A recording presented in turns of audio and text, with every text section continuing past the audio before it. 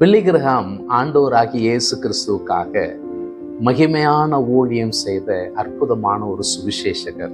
உலகத்தின் பல தேசங்களில் லட்சக்கணக்கான மக்களை தேவனுக்கு நேராக, சத்தியத்திற்கு நேராக வழி நடத்தின ஒரு மாபெரும் சுவிசேஷகர்.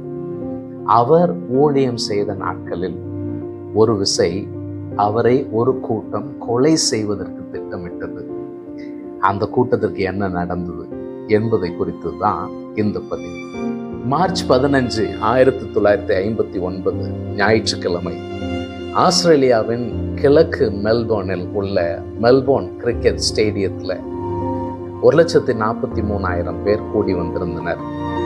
உலகின் மிகவும் பிரபலமான சுவிசேஷகரில் ஒருவரான பில்லி கிரஹாமின் செய்தியை கேட்கவே அந்த திரளான மக்கள் கூடியிருந்தனர். ஆஸ்திரேலியா மற்றும் நியூசிலாந்து முழுவதும் பில்லி கிரஹாமின் 15 வார கன்வென்ஷன் கூட்டங்களின் கடைசி கூட்டம் இது. இந்த கூட்டங்களின் வழியாக கிட்டத்தட்ட 3 மில்லியன் மக்களை சென்றடைய வேண்டும் என்கிற நோக்கத்தோடு பில்லி கிரஹாமினுடைய ஊழியங்கள் செயல்பட்டது.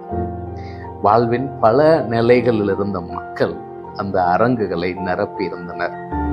ஆண்கள், பெண்கள், பணக்காரர், ஏழைகள் என ஒவ்வொருவரும் அங்கு இருப்பதற்கு சொந்த காரணங்களோடு கூட இருந்தனர். ஆனால் அவர்கள் மிகவும் தவறான நோக்கத்துடன் 10 இளைஞர்களும் வந்திருந்தனர். அவர்கள் பில்லி கிரஹாமை போற்றவோ அல்லது நற்செய்தியை பற்றி சிந்திக்கவோ வரவில்லை, அவரை கொல்ல அங்கு வந்திருந்தனர். 10 ஆண்டுகளுக்கு முன்பு 1949 ஜார்ஜ் பால்மர் என்ற 7 வயது சிறுவன் மேற்கு ஆஸ்திரேலியாவில் 100 செரி மரங்களை நட்ட பிறகு தன் தந்தை திடீரென்று மாரடைப்பால் சரிந்து விழுவதை பார்த்தான். மருத்துவர்களின் கடுமையான முயற்சிகள் தோற்று போயின. அவர்களால் அவனுடைய தந்தையை காப்பாற்ற முடியவில்லை. என் அப்பா இறந்து விட்டார் என்று சொன்னதை நான் ஒருபோதும் மறக்க மாட்டேன், என்னால் அதை தாங்க முடியவில்லை என்று ஜார்ஜ் பின் நாட்களில் நினைவு கூர்ந்தார். மேல் மாடிக்கு சென்று கடவுளிடம் கத்தினார், நான் உன்னை என் முழு மனதுடன் வெறுக்கிறேன், நான் ஒருபோதும் உம்மை நேசிக்க மாட்டேன். ஜார்ஜ் கடவுள் மீது மிகுந்த வெறுப்பை வெளிப்படுத்தினார், தனியாக அழுதார். ஆண்டுகள் செல்ல செல்ல ஜார்ஜ் தனது இருதயத்தில் உள்ள வெற்றிடத்தை கோபத்தாலும் வன்முறையாலும் நிரப்பினார். துக்கத்தால் அழுத்தப்பட்டு தான் எதற்கும் தகுதியற்றவன் என்று திரும்ப திரும்ப சொல்லி இருளில் விழுந்து போனார்.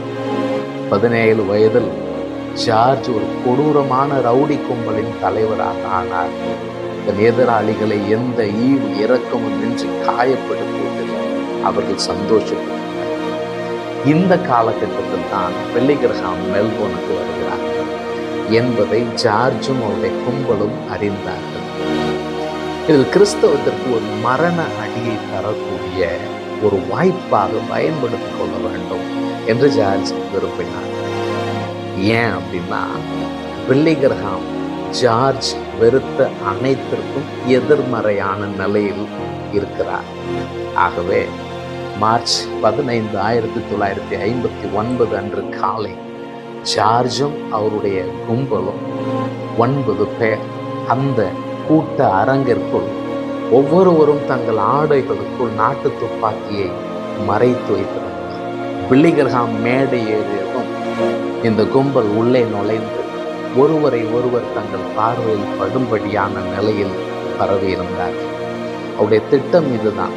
பிரசங்கியார் பிரசங்கம் செய்து முடித்து ஆல்டருக்கு ஆள் கொடுக்கும்போது மக்கள் மேடை நோக்கி ஓடுவார்.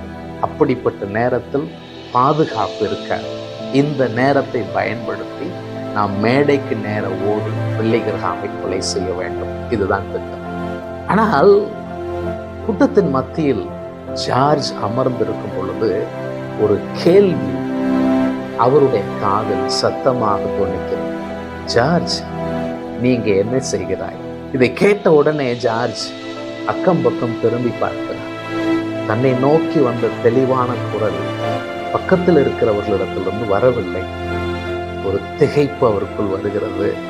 ஆனால் அவருடைய உள்ளுணர்வு சொல்லுகிறது, இது மனித சத்தம் அல்ல, கடவுள் தன்னோடு பேசுகிறார் என்று. ஒரு காலத்தில் வானத்தை நோக்கி வெறுப்பை கக்கிய சிறுவன் இப்போது தான் நிராகரித்தவரின் பிரசன்னத்தை நேருக்கு நேர் பார்க்கிறார். வெள்ளி கிரகம் பிரசங்கிக்கும் போது ஜார்ஜனுடைய கடின இருதயம் மென்மையாக தொடங்கியது. அவரது தந்தையின் மரணத்திற்கு பின்பு முதன்முறையாக கண்ணீர் அவருடைய முகத்தில் வழிந்தது. பின்னர் இயேசுவை ஏற்றுக்கொள்ள விரும்புகிறவர்களுக்கான அழைப்பை வில்லி கொடுத்தார். கண்ணீரோடு கூட, அழுகையோடு கூட தனது ஆயுதத்தை எடுத்து தரையில் போட்டு வைத்து மேடையின் முன்பக்கத்திற்கு ஓடினார். அங்கே இவரோடு கூட வந்த மற்ற 8 பேரும் அதே பாவ உணர்வு ஏற்பட்டு ஆயிரக்கணக்கான மக்களோடு கூட அவர்களும் இணைந்து ஆண்டவரை சொந்த இரட்சகராக, ஆண்டவராக ஏற்றுக்கொண்டனர். அதற்கு பின்பு ஜார்ஜனுடைய வாழ்க்கை முற்றிலும் மாறியது. அதிலிருந்து சில ஆண்டுகளுக்கு பின்பு ஜார்ஜ் பால்மர் ரட்சணிய சேனை என்கிறதான ஊழிய ஸ்தாபனத்தோடு இணைந்து ஊழியக்காரனாகிறார். அவ்வாறு கிட்டத்தட்ட அதிலிருந்து 30 ஆண்டுகள் ஆஸ்திரேலியா முழுவதிலும் சால்வேஷன் ஆர்மி என்று சொல்லக்கூடிய அந்த ஊழியத்துல அவர் பயணிக்கிறார். தன் வாழ்வின் ஒவ்வொரு பகுதியிலும் முழுமையாய் தேவனை வெறுத்த ஒரு மனிதனை எடுத்து அவனை நேசித்தார் என்று ஜார்ஜ் சொல்லுகிறார். நாம் இருக்கும் வாழ்க்கை சூழலை எடுத்துக்கொண்டு நம் வாழ்வையே முழுவதும் மாற்றி விடுகிறார் என்பது தேவனை குறித்த நமக்கு மிகப்பெரிய ஆச்சரியம். அதற்காக நான் ஒவ்வொரு நாளிலும் ஆண்டவருக்கு நன்றி சொல்லுகிறேன். உண்மையாகவே நான் அவருக்கு நன்றி சொல்லுகிறேன் என்கிறார் ஜார்ஜ். ஜார்ஜின் கதை உங்களுக்கு எதை உணர்த்துகிறது? நாம் யாரும் வெகு தொலைவில் இல்லை. நம்முடைய இருதயம் வைராக்கியம் நிறைந்ததாக, வன்மை நிறைந்ததாக, கொடுமையானதாக இருந்தால் கூட அதையும் லகுவாக மாற்றுவதற்கு சுவிசேஷத்திற்கு வல்லமை இருக்கிறது.